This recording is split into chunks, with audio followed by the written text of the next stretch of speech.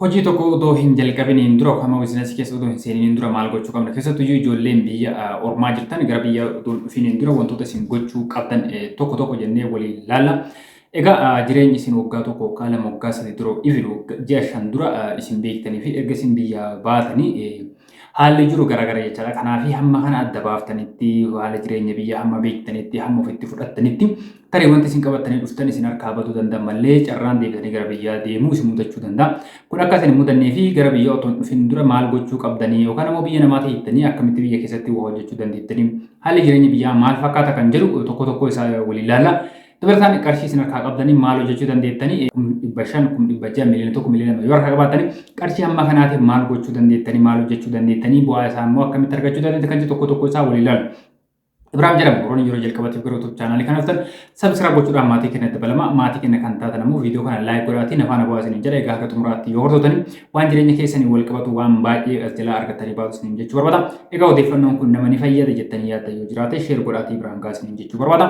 Jalqaba irratti akkuma isin kaasuu yaaletti ijoolleen keessattuu biyya namaa jirtanii gara biyya otoo hin dhufiniin dura immoo gara biyya dhufnee akkuma dhufneeni akkamitti hojii jalqabuu dandeenya odoo hin turan otoo hin bulinii qal mallaqa harka keenya jiruuni hojii akkamii hojjechuu dandeenya kan jiru tokko tokko isaa waliin ilaallaa isin jechuu barbaada. Egaa biyya keessatti yookaan jireenya isin jaashan jaa dura yookaan immoo waggaa tokko waggaa lama waggaa isin dura beektanii yookaan ammaa garaagara jechaadha. Kanaaf wanti isin jalqaba gochuu qabdan otoo gara biyyaa hin dhufne qarshii harka keessan irra jiru maal hojjechuu danda'an qarshii hamma markaa qabaa qarshii sana immoo toyyuu maalitti hojjechuu danda'a. Fakkeenyaaf kun 500,000 harkaa qabaatee yookaan miliyoona tokko harkaa qabaatee hojiiwwan miliyoona tokkoon hojjetaman otoo gara biyyaa hin dhufin hojiiwwan miliyoona tokkoon hojjetaman maal fa'a. Onlaayinii irraa argachuu dandeetta. Fakkeenyaaf ana dabalatee namoonni afaan oromootiinis baay'ee hojjechuu baatan namoota afaan amaaraatti hojjetan baay'eetu jira. YouTube channel kanarraa argachuu dandeettanii keessan ana gaafachuu dandeettanii namoota naannoo keessanii gaafachuu dandeettan fira keessan maatii keessan gaafachuu dandeettan qarshii hamma kanaatiin maaltu hojjechuun danda'ama biyya keessatti isa jedhu otoo gara biyyaan dhufin achuma otoo jirtan adda baaftanii filachuudha. Yookaan immoo hojii sadii afur wal bira qabdan ilaaltanii hojiiwwan qarshii miliyoona tokko hojjechuu danda'an kana kamtu irra bu'aa gaarii qaba namoota hojii irra hirmaatanii jiran onlaayinii irraa nama gaafachuudhaani. Egaa filattanii hojii filachuu hojjechuu dandeettan yookaan immoo fedhii keessan ta'e erga adda baaftanii booda hojii sana hojjechuuf ammoo maal gochuu qaba qarshii hammam gaafata meeshaan isaa barbaachisu hammamiidha isa jedhu qarshii keessaniin akkatti wal madaalutti filattanii wal madaalchiftanii gara biyyaa dhufuudha. Erga biyyaa dhuftanii akkuma gara biyyaa dhuftanii hojii jalqabuu dandeettu biyya kee dhuftanii ji'a 2 ji'a 3 ji'a 4 ji'a 5 ta'ettanii gaafa isin ta'ettanii jireenya biyyaa bartanii wanti isin qarshii 500,000 wanti isin qarshii 500 beektanii qarshii 1,000 2,000 3,000 hin jira. Isa kana hanga adda baaftutti isa kana hamma fudhattutti kan fudhachuun baay'ee tokko nama rakkisa meeshaa qarshii 500 beektu gaafa dhuftu qarshii 1,000 galee yoo argitu kanayyuu amantee fudhachuun baay'ee ulfaata. Amma kana amantee fudhattutti hojiiwwan biyya keessa hojjetamu maal akka ta'an hanga kana adda baaftutti qarshii hammam akka gaafatu haala qilleensa biyya kana hunda amma adda baaftutti wanta ati qabattee dhufte si harkaa batuu danda'a si harkaa dhumachuu danda'a yookaan immoo waan waasii hojjechuu danda'u miti jechaadha. Kanaaf ammas deebitee gara biyya biraa deemtu si mudata waan ta'eef otoo gara biyyaan dhufi waan kanneen adda baaftanii hojii hojjechuu dandeettan yookaan immoo hojii hojjettan otoo achi jirtan adda baaftanii dhuftanii gaafa gara biyyaa dhuftan immoo akkuma biyya seentaniin hojii sana jalqabuu dandeettanii jechaadha.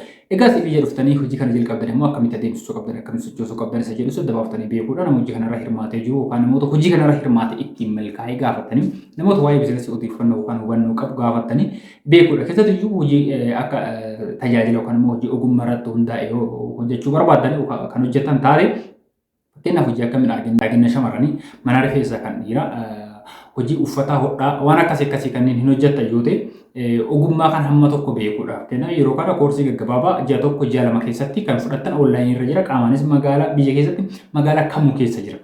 Kanaaf yeroo biyya dhuftanitti haa ta'u yookaan immoo biyya dhufin onlaayinii irra haa ta'u ogummaa kan hamma tokko beekuu ogummaa kan hamma tokko ogummaa isaa qabaachuudha jechuudha. Maaliif maallaqa qofaan hojjechuun baay'ee tokko rakkisaadha.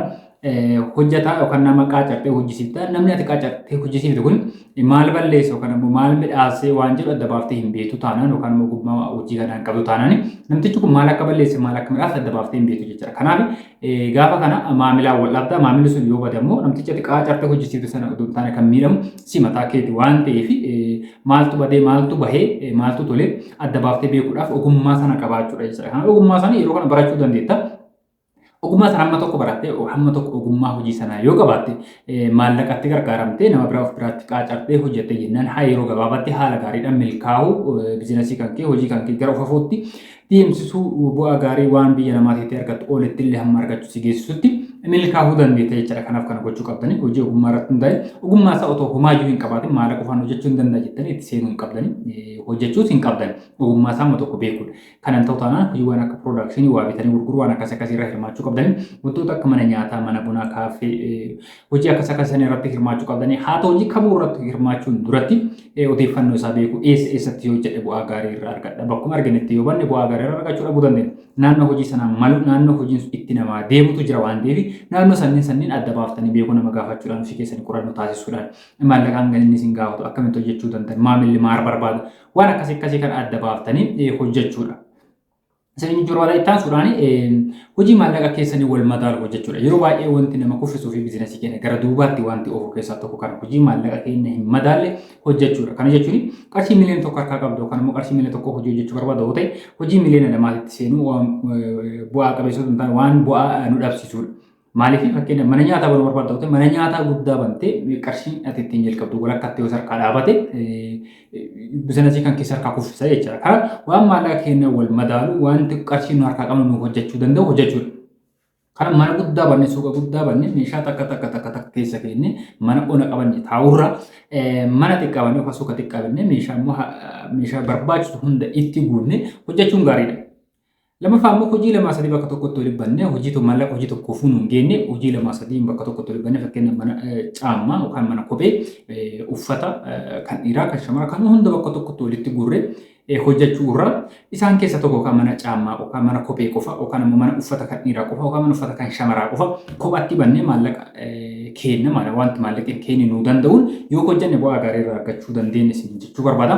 Waan baay'ee waan qulqullina qabu hojjenne bu'aa gaarii irraa argachuu dandeenya jechuu barbaada. Biizinasiin ammoo xiqqaarraa jalqabamu waan ta'eef waan xiqqoorraa kaatanii yeroo itti aanutti baay'isu mana hojii keessanii bal'isu damee biraa iddoo biraatti banuu waan akkasii gochuun ni danda'ama waan ta'eef kan immoo al takkaan gochuu hin dandeettan yoo ta'in suutaan dhawaatan bara baraan akkas gochuu dandeettanii ammaaf immoo waan humni keessa isin dandeessu yoo hojjetan bu'aa gaarii irraa argachuu dandeettan jechuudha.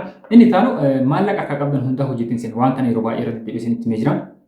Qarshii 500 akka keessan irra jiru yoo ta'e yookaan immoo qarshii 600 yoo ta'e miliyoona tokko harkaa qabdu yoo ta'e qarshii qabdu kana hundaan yookaan miliyoona tokko qabdu yoo ta'e miliyoona tokko kanaan hojiitti seenuun baay'ee bu'aa qabeessa waan nu taasisuu miti.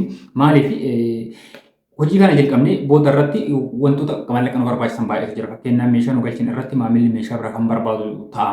Gaafa kana immoo maallaqa daballee meeshaa kana ittiin finnu yoo hin qabne maamila dhabaa jirra biizinasiin keenya akka barbaanne nu socho'uu hin danda'u jechuudha. Lammaffaa baasiiwwan biraatiif nyaata dhugaatiidhaa fi tiraanispoortiidhaa fi eeyyama daldalaa gibira waan akkasii kanaaf hawaasummaadhaa fi maallaqa nu barbaachisa waan ta'eef maallaqa waan kanneen dhimma itti bahannu hambifachuu qabna. Harka keenya irratti haa ta'u akkaawuntii keenya irratti hambifachuudha qabna. Miliyoona tokko hin qabne yoo ta'e 800,700 yoo jalqabne maallaqa achirraa hafisanii wantoota akka amma isin kaase kana dhimma bahachuu meeshaa biraa immoo daballee irraan fidu.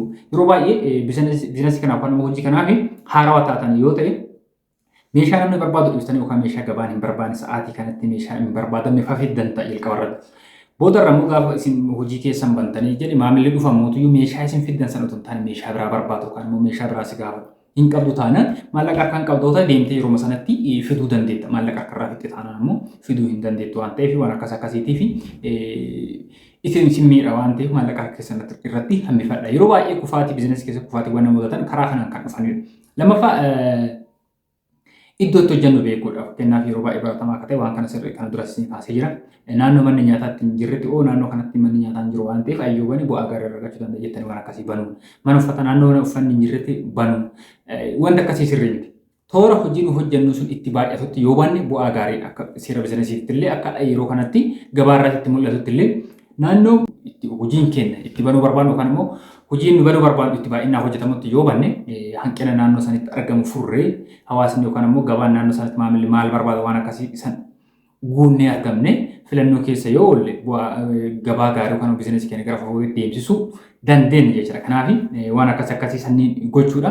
Kanaaf namni kamuu gara biyyaa otoo hin dhufin dura keessatti ijoolleen biyya keessa hin jirre otoo gara biyyaa dhufin dura waan akkasii qorannoo gochuudha. Lammaffaa hojii tokko keessa seenne otoo hin qoratin otoo waa'ee isaa hin beekin keessa yoo seenne kufaatiif yoo mudate deebinee hojii biraa jalqabuuf deebinee hojii sanuma jalqabuuf baay'ee ulfaata keessattuu jireenya yeroo kana qaala'insa jireenyaatiin wal qabatee kufaatiin al takka mudate achi kaatee ganaa sadarkaa itti aanu ce'uu baay'ee ulfaata waan ta'eef duruma of eeggannoowwan akka ammas ni kaasee kanneen gochuudha. Akka bizinesi keessatti kufaatiin akka isin mudanne hojii jalqabne keessatti akka kisaaraan isin mudanne waan ammas ni kaasee kanneenii fi kanneen biraa gochuudha. Kana mootuyyuu waan ammas isin kaasee kanarratti gaafii yoo qabaattan yookaan waan isin hin galle yoo jiraate yaada dabalataa kan biraa hin barbaadda yoo ta'e as koomentii jalatti fi karaa keessaatiin na gaafachuu dandeettani.